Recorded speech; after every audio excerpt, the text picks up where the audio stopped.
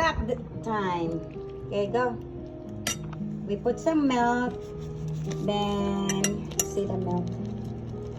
Then they're gonna mix it. Now I'm gonna mix it. Okay, you're gonna mix it. Okay, fine. Alexa and Bella, they do a Challenge. challenge.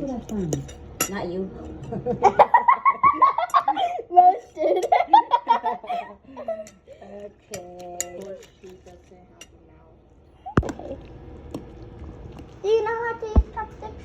It's okay. Come on, do it. Because I'm taking video, okay? I want to use chopsticks. This is the bulldog carbonara or cheese. I'm not sure.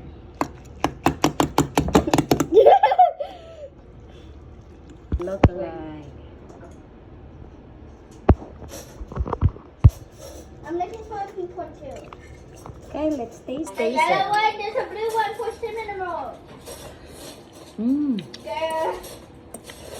It's yummy when you put a milk in it. These are short, but those are Alexis, but I call it cinnamon roll.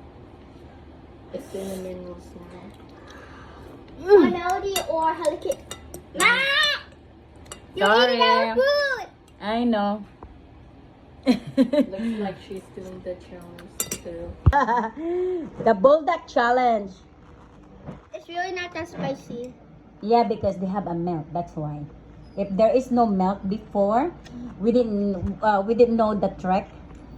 So it's really spicy because there is no milk that we put. But people who vlog in it in the YouTube, then we found out. Okay, look at it. You know, I'm not doing it.